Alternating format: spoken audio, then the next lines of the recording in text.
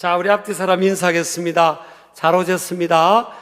사랑합니다. 은혜 받으시기 바랍니다. 축복합니다. 자, 오늘 말씀은 신앙의 평가 기준에 대해서 우리에게 가르쳐주고 있습니다.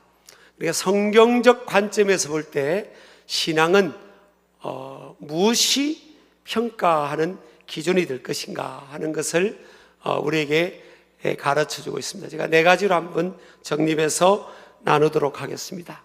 오늘 이 읽은 말씀은 예수님의 비유 설교에 나오는 말씀이죠.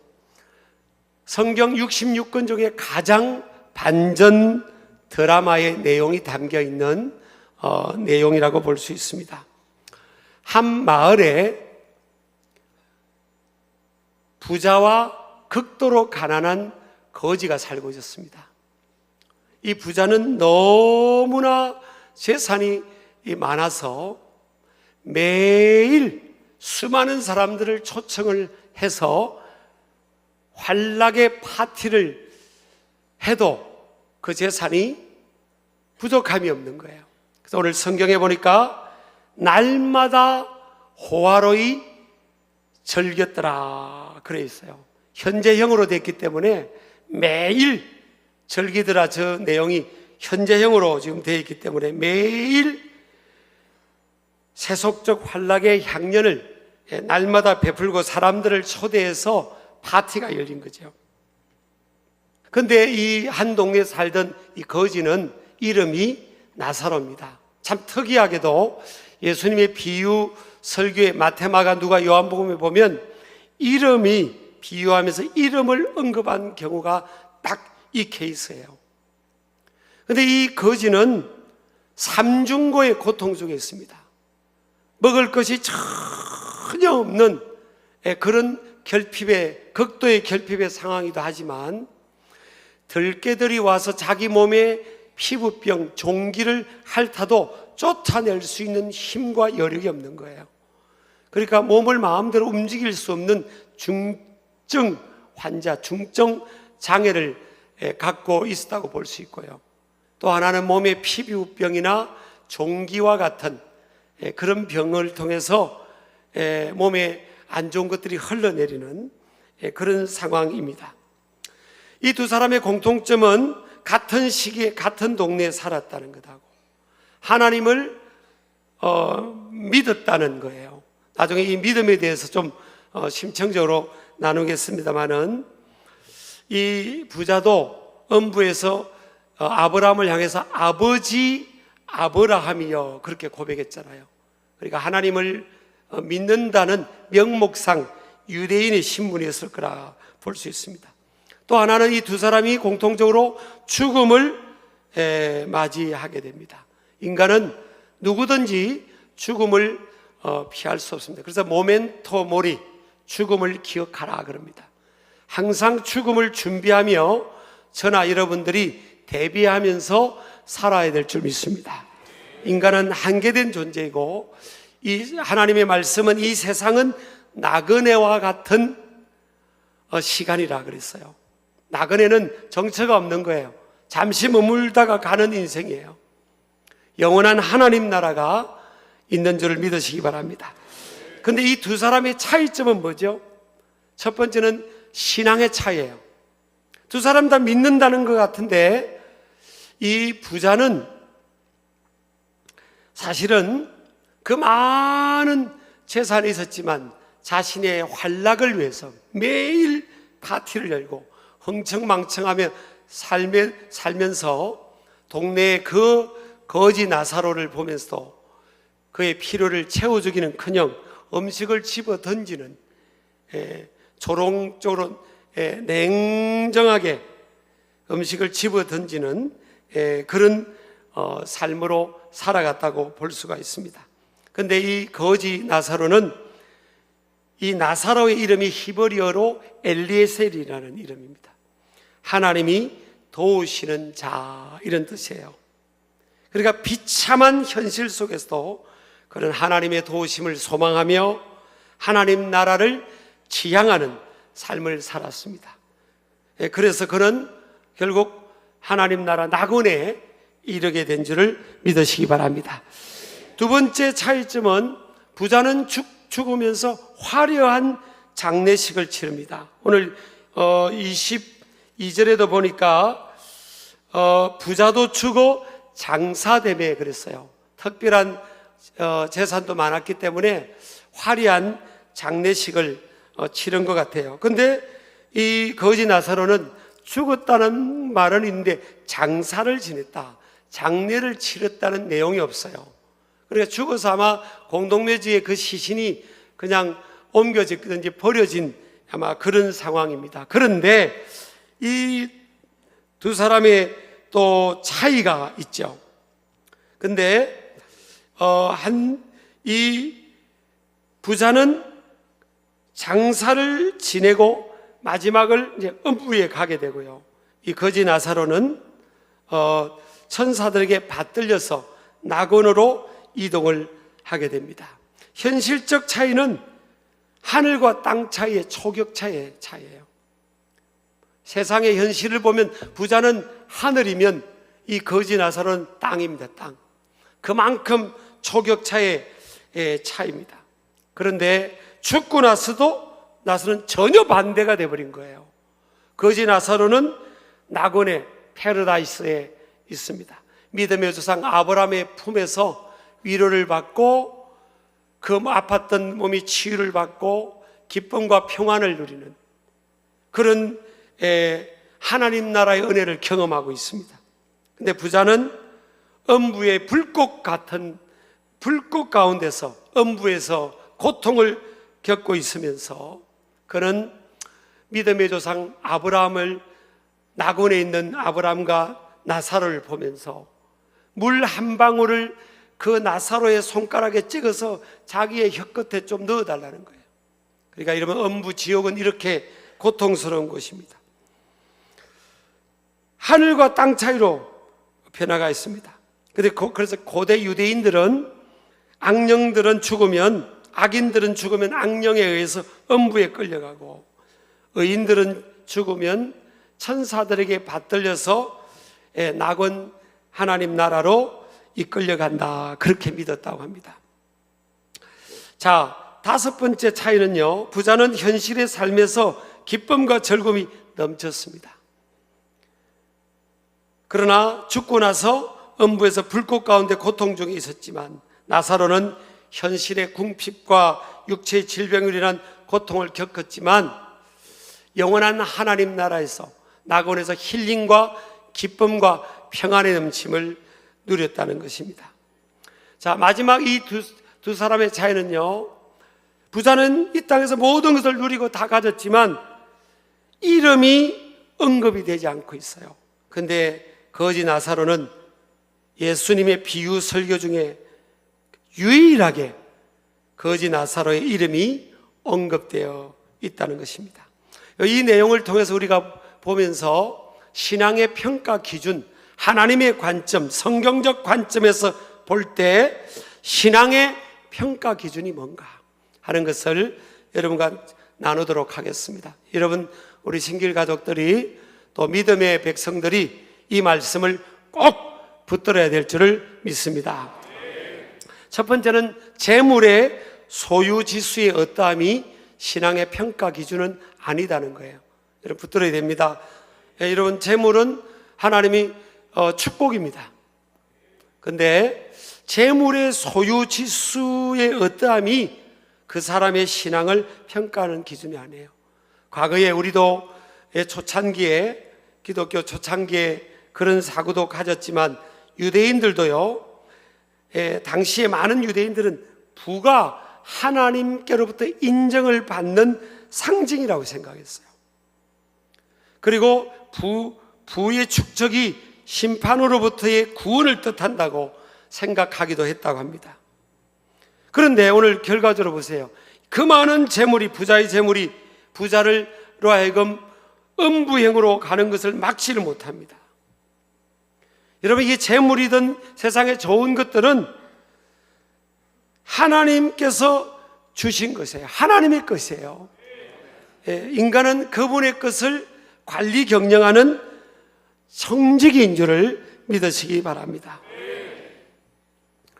그래서 여러분, 재물이 많다고 해서 그것이 내 신앙의 성숙함을 대변해 주는 건 아니에요.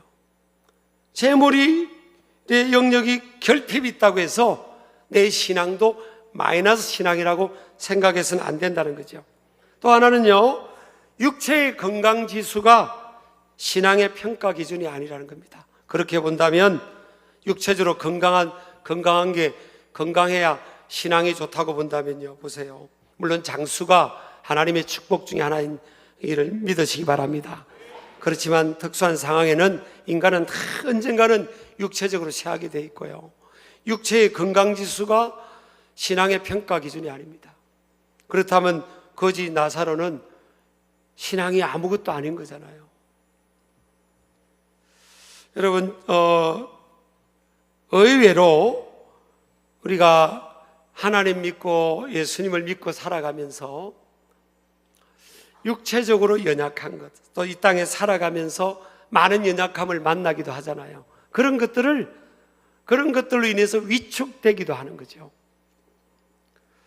그런데 여러분, 사도 바울이 고린도후서 12장 9절 10절에서 그런 고백합니다. 사도 바울이 몸에 육체에 가시가 있었어요. 병이 있었어요. 근데 사도 바울은 어떤 분입니까? 신약 성경 27권 중에서 13권을 기록을 합니다. 성령의 감동으로 어마어마한 영적 축복을 받았어요. 그리고 2000년 동안 하나님 앞에 영혼들을 주 앞에 인도하고 교회를 세우고 했던 거로 치면 2등의 위치에 있는다고 볼 수가 없는 사람이에요. 가장 최고의 탑을 찍었어요. 최고로 하나님께 쓰임받고 하나님의 위대한 능력을 드러낸 사람이에요. 그런 가람만 곳마다 교회를 세우고요, 수많은 영혼들을 치유하는 하나님의 도구로 쓰임받았잖아요.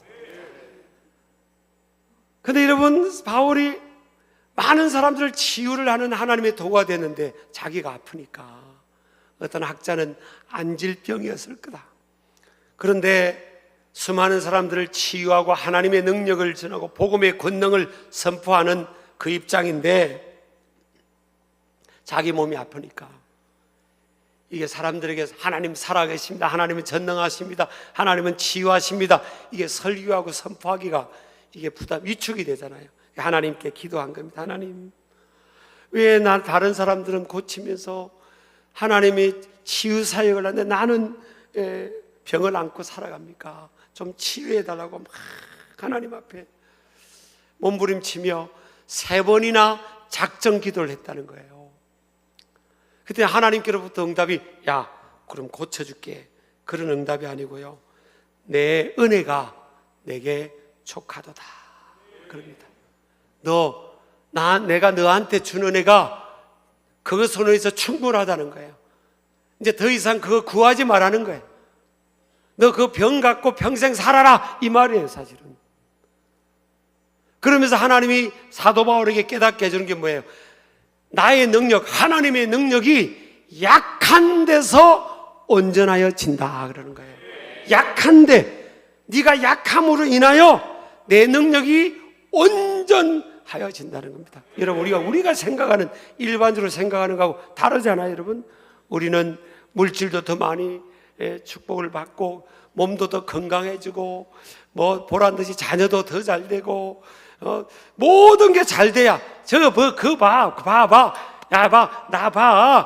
나 보라니까 하나님 살아계시잖아, 이렇게 증거할 수 있다고 생각하는 거예요. 근데 하나님은 말씀은 그렇지 않아요. 네가 약할 때 나는 내 능력이 너를 통해 더 온전하게 된다는 거예요. 약해야 그 약함을 통해 하나님을 더 의지하고 하나님 앞에 더 능력이 나타나고 쓰임받는다는 겁니다. 그래서 고린도서 12장 9절 보세요. 그러므로 도리어 크게 기뻐함으로 나의 여러 약한 것들에 대하여 자랑하리니 이는 그리스도의 능력이 내게 머물게 하려 함이라. 사도 바울이 깨닫습니다. 그리고 이게 뭐예요? 이 관점의 컨버전, 회심이 일어납니다. 오히려 자기가 몸에 병이 있는 것을 더 크게 그냥 잠깐 기뻐하는 게 아니고 더 크게 기뻐한다는 거예요. 나의 여러 약한 것들, 복수 아닙니까? 복수. 약한 것 한 가지가 아니에요. 몸이 아픈 것만이 아니에요. 그냥 여러 약한 것들, 몸이 약한 것들이나 환경적으로 약한 것들이나 이런 많은 약한 것들이 있다는 거예요. 이것들을 사도 바울이 뭐랍니까? 자랑하겠다는 거예요. 자랑하겠다. 이는 그리스도의 능력이 내게 머물게 하려 함이라. 우리는요, 몸이 아프던 삶의 환경이 어려움이 닥치던 고난이 오면 뭐예요? 이걸 숨기고 싶지, 자랑하고 싶지 않은 거예요. 저는요, 제가 37년째 목회 사역하고 있는데 우리 교인들 중에 와서 목사님 제가 자랑할 게 있어요. 몸에 병이 생겼대요. 한 분도 만난 적 없어요. 목사님 안에 자랑할 게 하나 있는데요. 우리 집이 사업이 망했어요. 그런 것도 들어본 적 없어요. 목사님 자랑할 게 하나 있는데요. 이번에요 제가 승진이 안 됐어요. 승진이. 목사님 자랑할 게 있는데요. 우리 아들이 이번에 대학교 떨어졌어요. 들어본 적이 없어요. 오히려 약한 것들, 이런 상황을 위축되고 낙심되고, 혹시 내가 믿음이 부족해서, 믿음이 없어서 그런 게 아닌가. 자녀가 내가 바람대로 잘 커지고 형통하고 대학도 가고 직장하고 잘 되면, 그래 하나님 내 기도를 들으시는 분이지. 내가 다른 사람에 비해서 내가 하나도 아픈 것이 없고 막 건강하고 막 날아다니면, 그래 하나님이 나와 함께 하시는구나. 우리가 단순하게요 정말 이렇게 생각하고 살아가는 거예요. 2000년 전에 유대인들이나 우리나 다 이렇게 살아갔는데 성경이 그게 아니라고 가르쳐 주는 거예요. 그러면 거지 나사로는 낙원도 못 가는 거예요. 현실적으로 바닥을 치고 자기 혼자 스스로 새끼 밥 먹는 것도 해결이 안 되는 인생이고, 온몸이 만신창이가 돼 있고 그냥 쓰레기 더미나 뒤지면서 생존하고 있는 몸부림치고, 그 들깨들이 그 몸을 혀로 핥는 그 상황, 그런 상황이면 그게 무슨 하나님의 영광을 드러내고 그렇게 생각하겠어요. 우리가 단순한 논리로 생각하면 그렇잖아요. 근데 사도 바울이 깨닫는 겁니다. 그래서 크게 기뻐한다는 거예요. 여러분, 우리가 신앙이 성숙하다는 건 뭐예요? 우리가 살아가면서 몸에 연약함이 있던, 환경적인 어려움이 있던, 그럴 때 뭐예요? 이걸 기뻐하자는 거예요. 크게. 목사님! 이제 오늘 이후로 이렇게 되면 되겠어요. 목사님 기뻐해 주세요. 어떻게 아들이 이번에 승진했어요? 아니에요 목사님, 내가 병원에 갔더니요 내 몸에 병이 있대요. 이야, 이게 사도 바울이 깨달은 거라고요. 그래서 오히려 더 사도 바울을 크게 쓰신 겁니다. 왜 하나님이 사도 바울이 크게 쓰임 받은지 아세요? 몸만 아픈 게 아니에요. 사도 바울은요 이걸 깨닫고부터 아라비아 강요로 갑니다. 스스로 아라비아 강요에서 고립의 시간을 갖고요. 그리고 여러분, 감옥에서 성경을 기록하잖아요. 참 하나님이 하시는 거 보면 역설적이에요. 사실은 왜 하나님은 정말 어떤 때는 일론 머스크 있잖아요. 일론 머스크, 요즘 세계에서 제일 부자 아닙니까? 일론 머스크나 워런 버핏 같이 그런 사람한테 하나님이 꿈에 나타나가지고, 머스크야 너 그 재산 반을 뚝 잘라가지고 저기 대한민국의 사스코리아에, 서울의 신길교회 거기 헌금 좀 해라.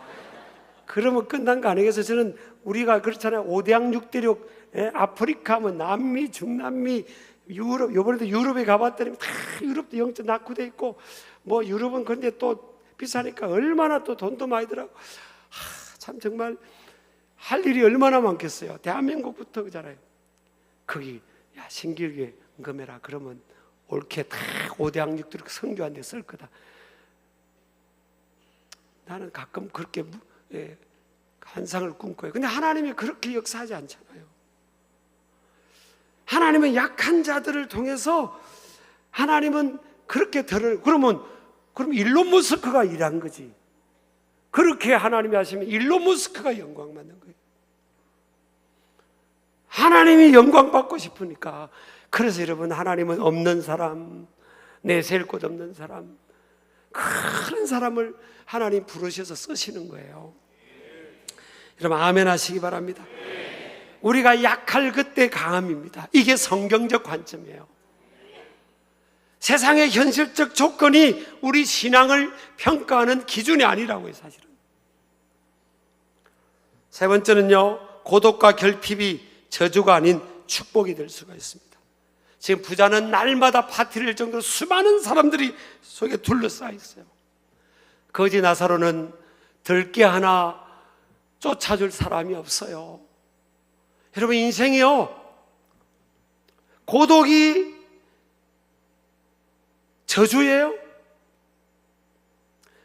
바울은 감옥이라는 그 고독의 시간에서 하나님 말씀을 받았습니다. 거기서 수많은 성경이 나왔어요. 아라비아 광야에서 거기서 하나님의 메시지를 받았어요. 저도 어린 시절 혼자 하나님 앞에 밤을 새우고 수없이 철야를 했습니다. 나는 9개월 연속 철야도 했어요, 사실은. 놀고 먹고 행자세요? 그러면서 제게 하나님이 부족하지만 그 영권이 스며들어오는 그런 체험들을 많이 했어요. 고독과 결핍, 6일도 굶어봤어요, 저도 솔직히. 이게 제 훈장 아닙니까? 여러분의 삶에 고독이든 결핍이든 고통이든 아픔이든 이게 저주가 아닌 거예요, 여러분. 하나님이 내게 주신 축복의 축복. 부자는 사람들의 둘러싸여 있었지만 시편 33편 16, 17절 보세요. 많은 군대로 구원 얻은 왕이 없으며 그럽니다. 용사가 힘이 세어도 스스로 구원하지 못하는도다. 많은 군대, 많은 사람이 있다고 구원받는 게 아니에요. 우리는 어떤 때는요, 사람을 의지하죠. 저 사람도 나 도와줄 거고, 저 사람도 내 편이고, 이 사람도 내 편이고. 저도 사실은요, 카톡 연결된 것만 막 약 10,000명쯤 되는 것 같아요. 맨날 999예요. 나는요, 하루에 5분 동안도 999 아닌 적이 없어요. 365일 24시간 내내 999예요. 수도 없이 막 연결해서 이거 어떻게 다 하기도 못하겠어요. 근데 공식적 그거 외에는 거의 사람 안 만납니다. 공식적 일 외에는. 여러분요, 사실 고독이 축복의 시간입니다. 하나님께로부터 은혜가 주어지는 시간은 고독한 시간이에요. 고독한 성전에서 하나님과 씨름하는 시간, 골방에서 하나님과 몸부림 시간, 외롭고 힘들고 의지할 자가 없을 때 그때 하나님이 만나주는 거예요.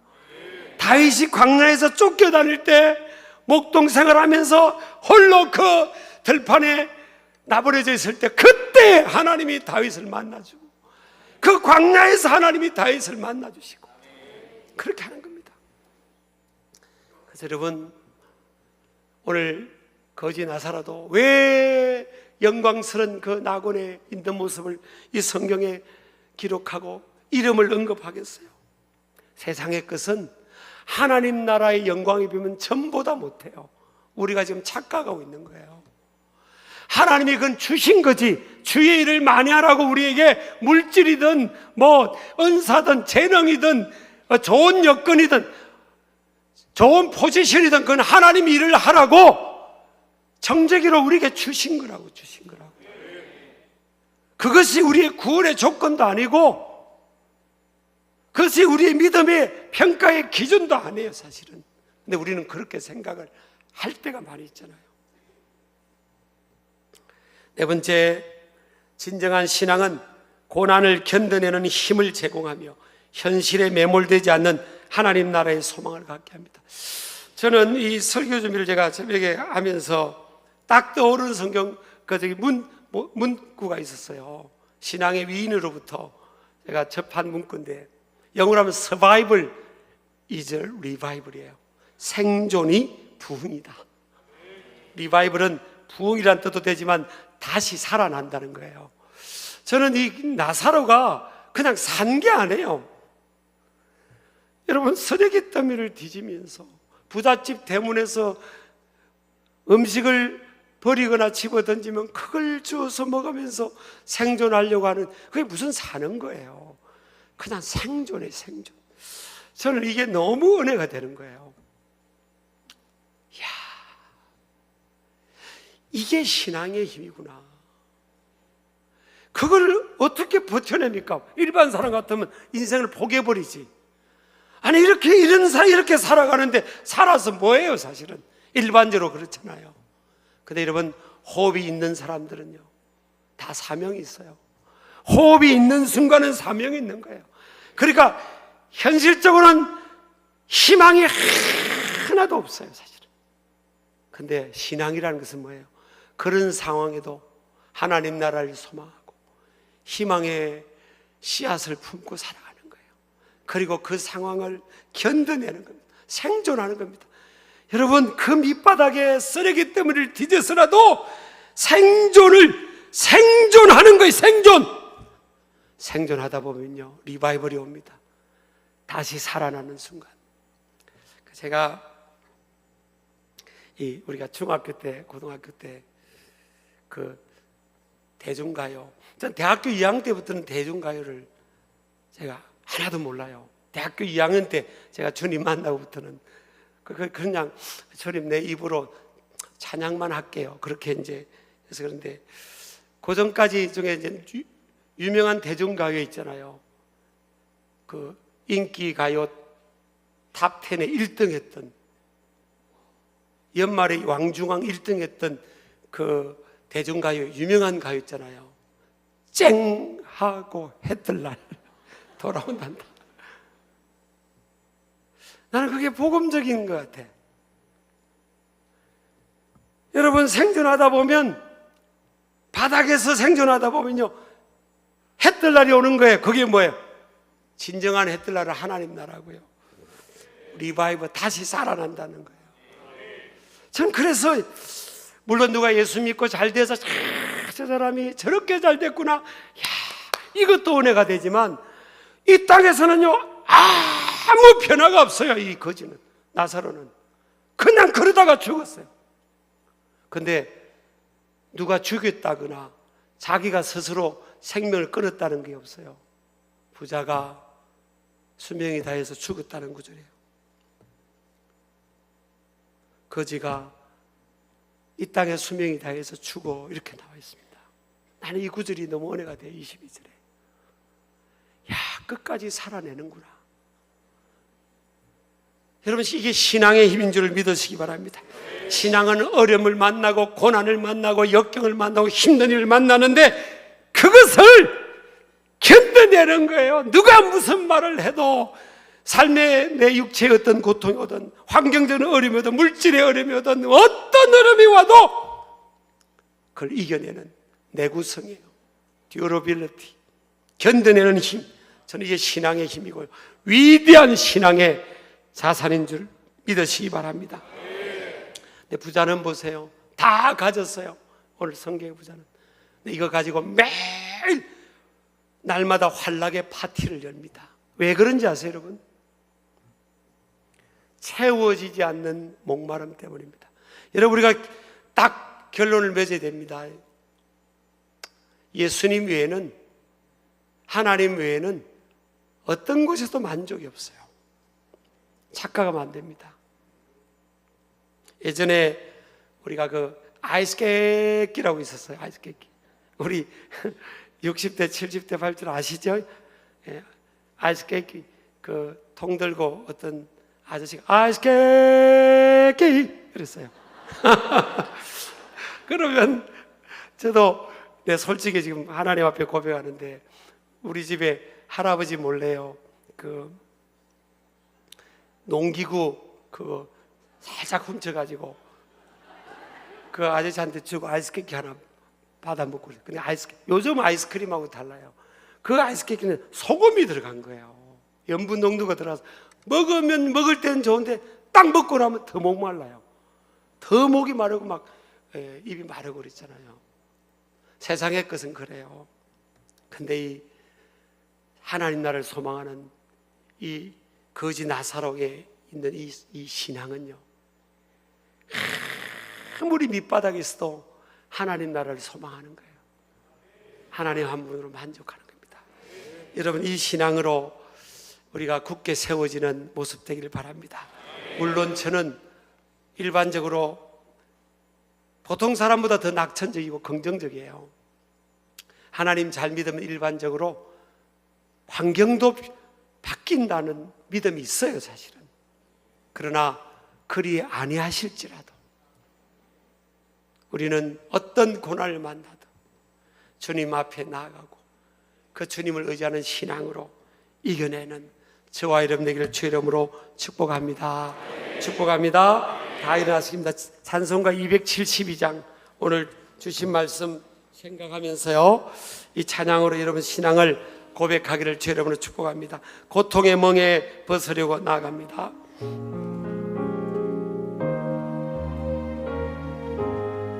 믿음으로 고백합니다. 고통의 멍에 벗으려고 예수께로 나갑니다. 자유와 기쁨 베푸시는 주께로 갑니다. 주께로 갑니다. 병든 내 몸이 병든 내 몸이 튼튼하고 빈궁한 삶이 부해지며 죄악을 벗어버리려고 주께로 갑니다.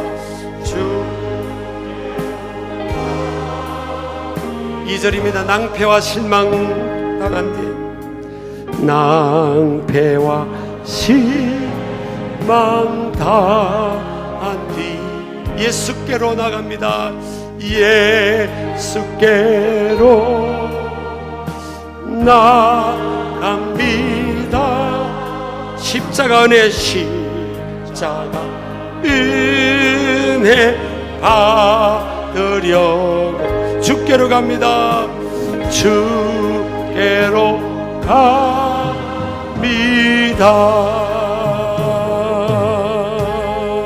슬프든 마음 위로받고 이생 다 찬양하며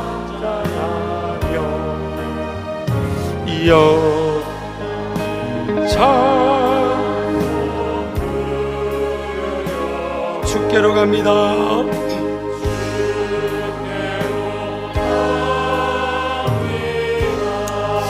여러분, 주님밖에 없습니다.